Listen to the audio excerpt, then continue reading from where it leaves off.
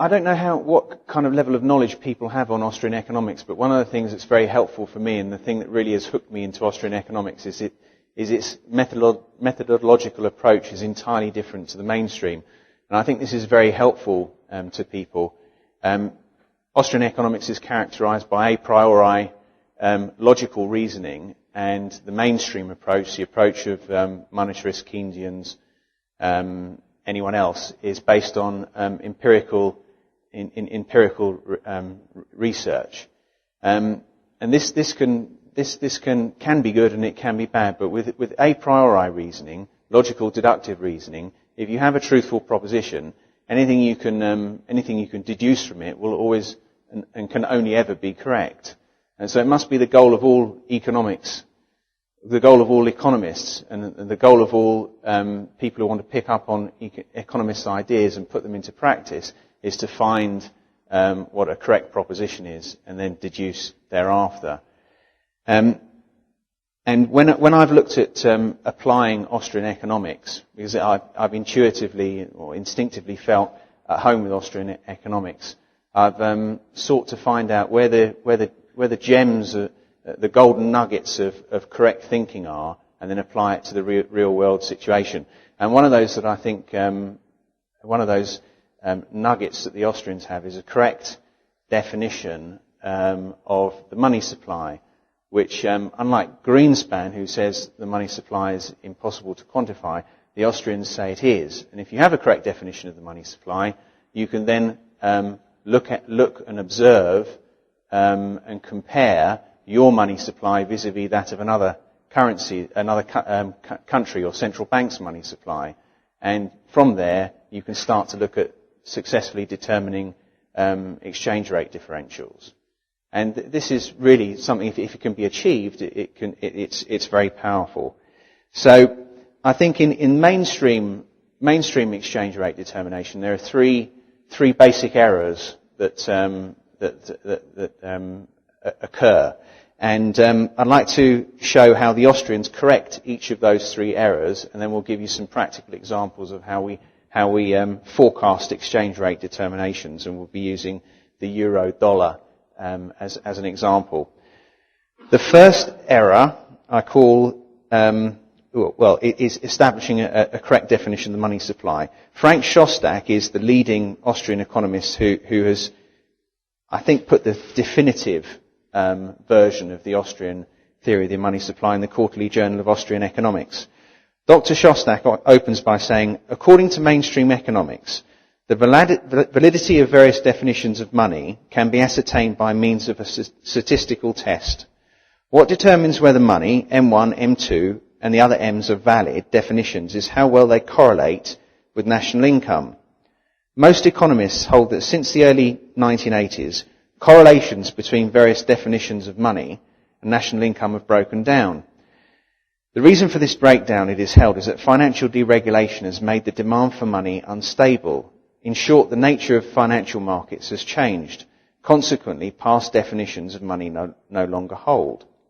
He then goes on to say, observe that for the mainstream, the definition of money is established through an arbitrary mixing of various liquid assets and then correlating this mixture with another dubious set of statistics labelled national income. In other words, any mixture of liquid assets will be classified as money as long as this mixture passes the correlation test. Now, if any mixture of liquidity is accepted, why not include retail good inventories? After all, these inventories might be as liquid as stocks or bonds. Yet no one will consider these inventories as part of the money supply. And this is something that Rothbard pointed out in an article in 1978 that Frank's got hold of there, which is really if you're just looking at correlating an arbitrary band of statistics with national income, and virtually you can include anything. You can include inventories in my factories, for example. You can include the stock of the meat and the fish that I sell, because it's readily exchangeable into money very, very rapidly as soon as you sell the thing. Why not include those figures in national income statistics? And the mainstream won't have any problem with that. Milton Friedman wouldn't have any theoretical problem with doing what would seem such an unscientific and illogical way of determining what the money supply is. Shostak then, he looks at what the actual origin of money is. He goes back to barter and reasons as follows. In a barter economy, if you have a double coincidence of wants, everyone's happy. You can exchange your goods with the other person. If you want to conduct any exchange with someone who doesn't have the goods that you want, then you've got a problem. Money comes into being as a commodity because it's the most marketable and the most exchangeable final product. It's the final commodity for which all goods trade. Now that's the Austrian definition of money. And I think really, Frank, there's hit the essence of what the essence of of money is. It's the final commodity in exchange. And if we use that definition of money, we can then go on to define what the supply of it is in a given economy. And I'll suggest to you that we need to have an accurate definition of the money supply in order to predict its movements. Because currency movements are simply movements of the exchange rates of different national monies. To be able to count the supply of a particular people's monies, or people's final commodity in exchange, you need to distinguish between a claim transaction and a credit transaction. And this is something that Ludwig von Mises introduced in his 1912 book, The Theory of Money and Credit, the distinction between a claim transaction and a credit transaction. And this is where it falls, lives or dies, the Austrian theory of the money supply is how you distinguish between claim and credit transaction. A claim transaction is when you, as the holder of money, your final commodity for exchange, say you deposit in a bank, you still have your rights over it if you put it into a current account or into any account that you have instant access to. A credit transaction is one where you actually forego the ownership. You may not know you're foregoing the ownership of that money. You think, well, I've put some money on a 90-day deposit account. It's my money and it sits in my conceptual valuation of what my assets and liabilities are. But in effect, you have legally given away the ownership to the bank, and the bank can then pyramid its it can do an inverse pyramid of fractional reserve banking and lend out your money. If you want your money back, you've got a timed restriction on it. Presumably, you can pay a penalty in most of these things to get your money back.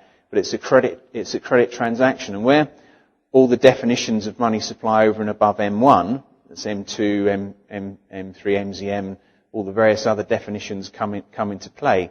They don't use this distinction of claim transaction and credit transaction. And they have created a double and sometimes a triple or quadruple accounting of the actual real essence of money. And this is where they go wrong. This is where they can't really effectively use the money supply to do what they set out to do, which is to control the economy religiously and and be able to be predicting things and be able to be 100% accurate, because they don't successfully distinguish between the claim and credit transaction. But if you're doing this correctly, and there are a few practitioners in Austrian economics, one of them is Frank Shostak, who's here, who does it, and one of them is Michael Ryan in Australia as well, then you can actually come up with information that you can use, which we call the actual Austrian money supply, which you can then deploy in your efforts to do exchange rate determination. But the full definition of money in the Austrian tradition now, according to Shostak in the Quarterly Journal of Austrian Economics, is cash plus demand deposits with commercial banks and thrift institutions, plus government deposits with banks and the central bank. Now that differs slightly from M1, because M1 excludes, as I understand it, central bank government's own deposits in the central bank. So Frank, you're over there. Correct me if am I right in saying that? Yes, sounds good. Excellent. Thank you. But that, once we have the Austrian money supply, we can then use it for correct exchange rate determination.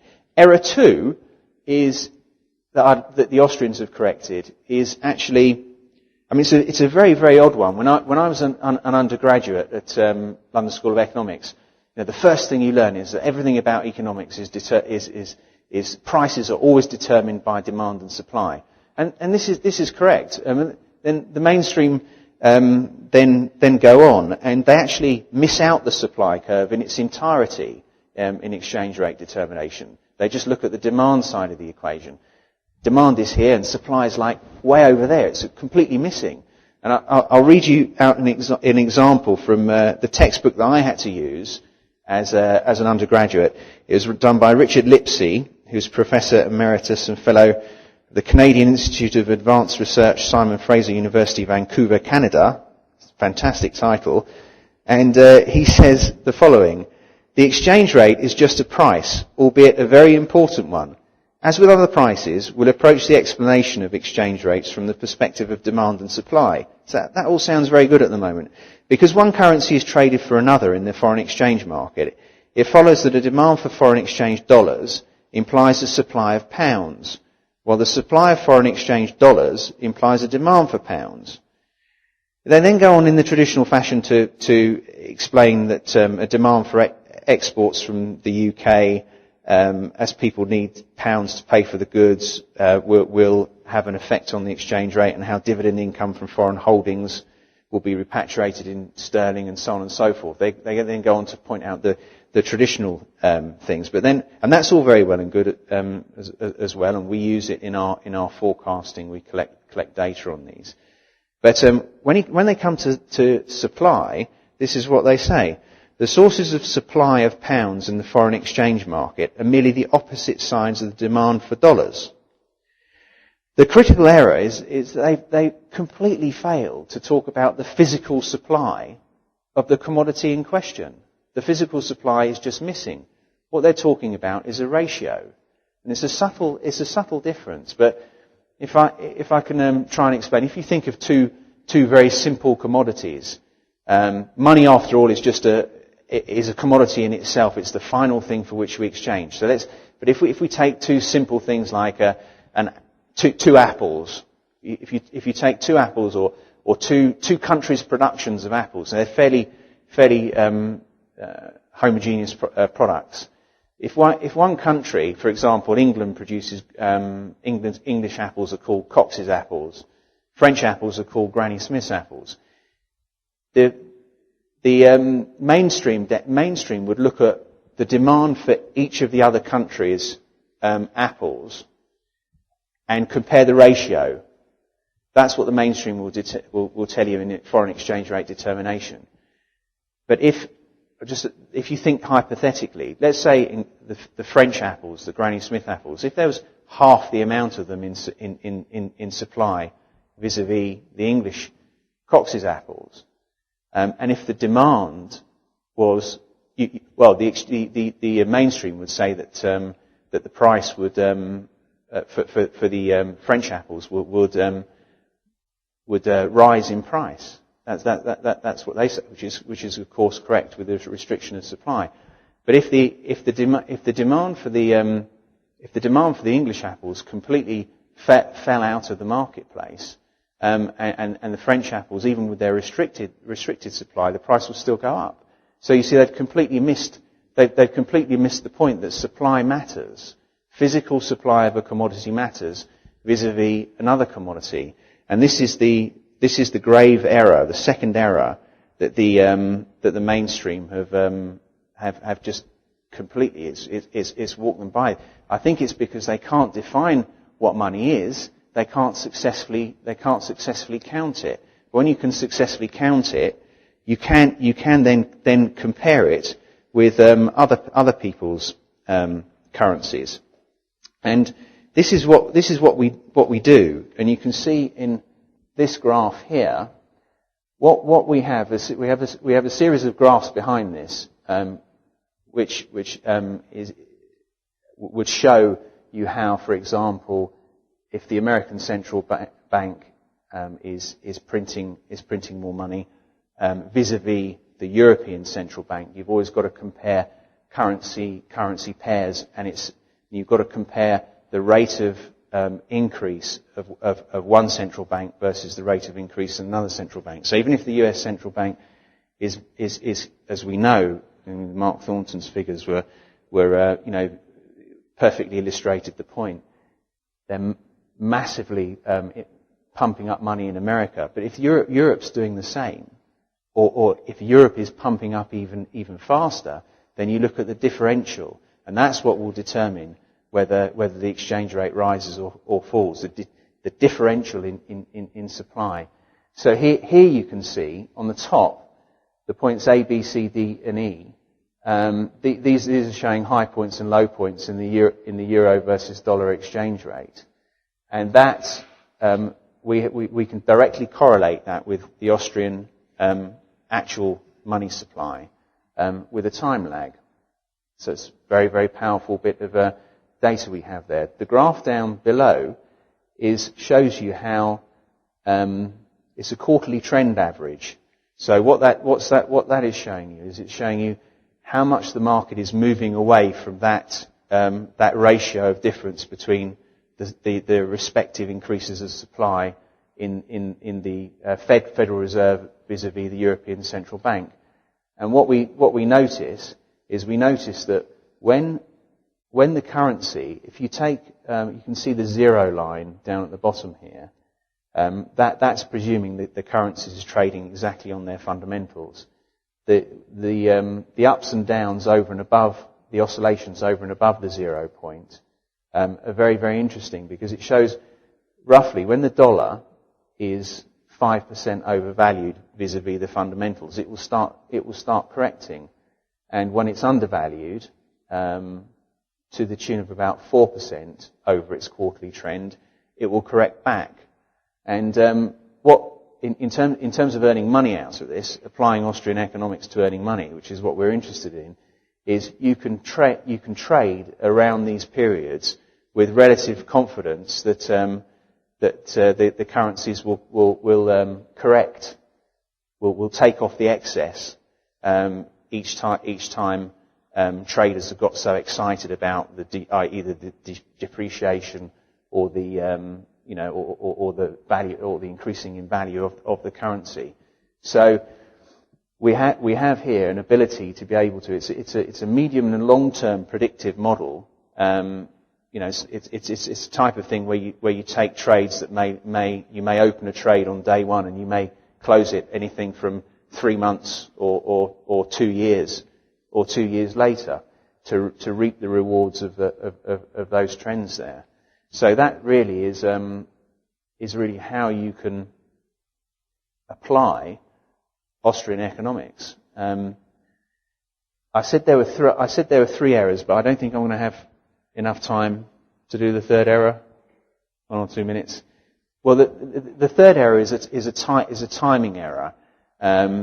Mainstream people and even some Austrians are fairly insistent upon, they can only understand things in terms of cause and effect, which is good, but they need to put something objective like an equation around the cause and effect. This is something that we say is impossible to do. We can't put a time lag. We can't put a predictive time lag on any of these things. For example, you know intuitively that if a Japanese bond trader buys a US Treasury bond, at some point in time, it's an absolute certainty he's got to pay for it. Otherwise the transaction doesn't go ahead. But you don't know whether it's today, you don't know whether it's in the future, you don't know whether he's going to be doing some kind of a derivative around it. You don't know, and you can't predict that. But what you can predict with the quarterly trend, and it's just so powerful, is that when it does get up to near that excess, the market will trade it away. It's not sustainable, and it's not sustainable because of the very reason that I could come to this country before Christmas, stay at the Waldorf Astoria hotel in New York, and it will cost me the same as staying in a 2-star hotel in London. Is because the purchasing power parity theory tells us, and that's a mainstream theory, that you just can't, currencies can't diverge that much. So all this hubris about the dollar just dollar's going to collapse and so on and so forth, it's not a reality. It's a fiction. The dollar is vis-a-vis, because you always need to look at it vis-a-vis other currencies. And if everyone else is being as bad or worse than the Federal Reserve, then the dollar still stays as a strong currency. And that's the situation that all the fundamentals are telling us.